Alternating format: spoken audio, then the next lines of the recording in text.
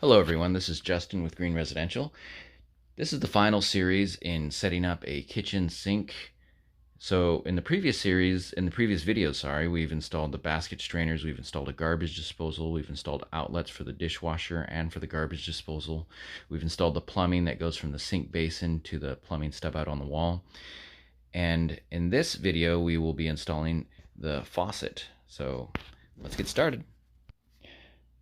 So I've threaded this black plastic gasket through the supply lines, and I've ran all the supply lines through the hole in the counter, and now I'm just aligning that black plastic gasket. That gasket keeps water from getting underneath the sink. Now underneath the sink, this is a mounting bracket that I'm sliding onto the threaded rod that is attached to the faucet. That will keep the faucet in place along with this nut.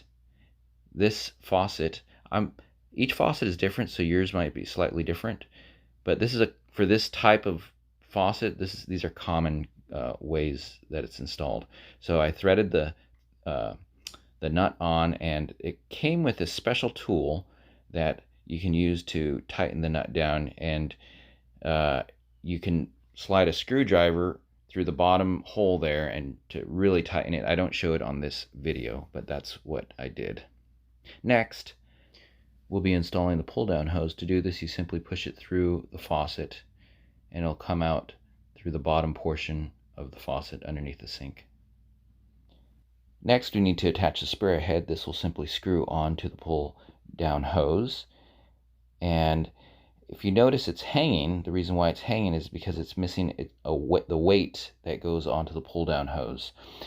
Now this weight simply clips around the pull-down hose, but before we do that, let's install this pull-down hose to the faucet.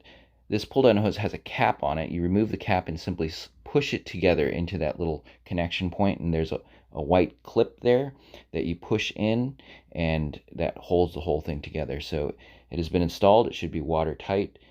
All these connections have washers and seals that make the connections watertight. So here's that weight. It simply clips together, and it goes around the pull-down hose. Now, you want it nice and straight. Where I placed it was at the bottom. There is a white tape that indicates where it should go, and I recommend putting it there. So this is the dishwasher hose. We're going to be connecting it to the hot water shutoff valve.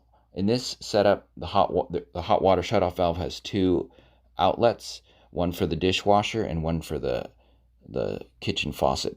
So I'm connecting it, and you want to get it nice and tight. This is for the faucet, the kitchen sink faucet, and you can see that it has its washers in there that make it watertight.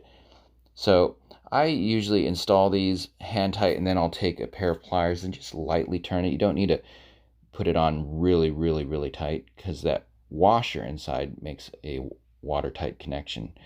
Next, we'll do the cold water for the faucet. We'll screw that on and tighten it down as well. So I've tightened it all down. Now I'm opening the valves. And before I open the hot water valve, I'm just going to tighten this one down.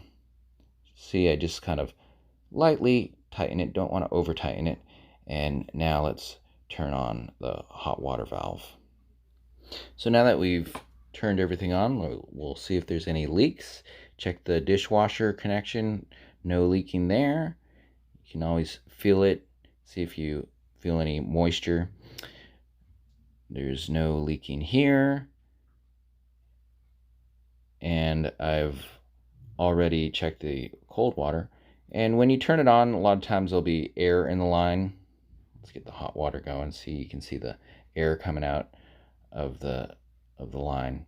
But this is how you install a kitchen sink faucet. Now, this is this model. There's other types that will be different, but this is a common design. So I hope this helps. Have a great day, and bye for now.